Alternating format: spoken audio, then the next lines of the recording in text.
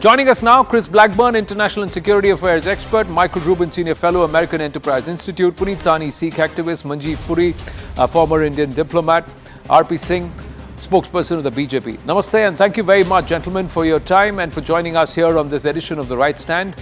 Michael Rubin, if I may start with you, please allow us to understand the Five Eyes nations are supposed to share intelligence with each other.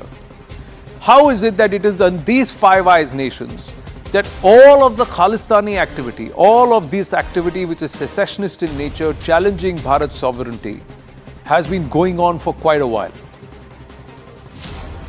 Well, look, the information was shared. The United States said that they provided context, but any allegation of a smoking gun came from the Canadian Security Agency. If Justin Trudeau wants to act as a useful idiot for the ISI, no one in the United States or among the other Four Eyes can stop him from doing so. The notion of the intelligence sharing is that we want to cooperate, but that cooperation now is actually going to take a huge hit on the part of Canada, simply because none of the other countries are going to trust that Canada isn't going to betray intelligence, misconstrue intelligence for political means. But if I may ask you, Michael, is America still wanting this to go away? Are they now caught between a rock and a hard place? Well, we're caught between a rock and a hard place, and then whenever we're caught between a rock and a hard place, we want it to go away. I mean, when Secretary Blinken calls for an investigation, that's a nothing word. I mean, he's going to call for an investigation to see whether the sun rises in the east and sets in the west if it became a diplomatic scandal. The fact of the matter is, we are acting far differently than we acted, for example, in the case of Jamal Khashoggi or any place else where we had credible intelligence. Chris Blackburn, either the UK or the US have provided intel. The UK has a very strong position against Khalistanis now, especially under Prime Minister Rishi Sunak and after the recent report that was cited across the board that Khalistani activity is dangerous even for the British. But there's a history to this patronage.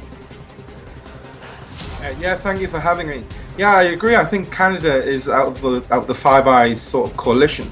Canada is in an extreme position because in 2010 the Canadian government itself launched a massive government inquiry into the Canadian intelligence and their security services handling of the Air India bombing in 1985. So I think the Canadians themselves knew this was a hot topic and a real bad issue for the Canadians. So I think for them to then come out and say, oh, well, you know, it might be one of our Five Eyes partners where we got the intelligence from. I think it's very reckless on behalf of the Canadians. And Justin Trudeau and his ministers have tried to palm it off and try to make it look like a third party is responsible for this. But I think the Canadians themselves have to take responsibility and they have to show the world, the global community, proof. Yes, it may interrupt an ongoing investigation, but they've got the onus now. They have to provide proof for the world. They can't just make accusations like they have, reckless accusations, without having some form of smoking gun. And Michael was right about that. Credible reasons, credible allegations. Everybody is going to ask for credible evidence. There's not even a single FIR which lists with a list of suspects. Why would Justin Trudeau go ahead and say what he has said and try and hold on to the position while trying to drag some of the other Five Eyes nation into backing him? Chris Blackburn. Well, I think we've seen from Justin Trudeau's opponents and people who he works with, they've said that they were given briefings by Canadian intelligence and basically it was open source material. I mean, this is a pretty grave accusation against India. So for then CSIS and Trudeau himself to be briefing out that they've got credible allegations, we now know they've been briefing its open source material. So this is unprecedented in my eyes. And the Canadians have a history of botching investigations when it comes to Khalistan.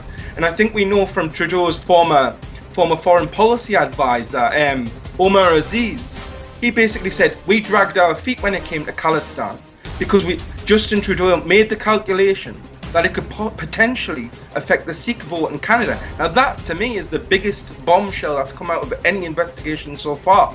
The Canadians have the onus now to prove it. But more importantly, 2016, there's a red corner notice against Hardeep Singh Nijjar. 2017, a Canadian report itself cites the presence of Khalistanis, and these elements have got Khalistani antecedents, and their intent is nefarious. There are videos that were put out on the 25th of February 2017 here on our network at CNN News 18 with Hardeep Nijjar carrying an AK-47, which is a banned weapon in Canada. And no action was taken.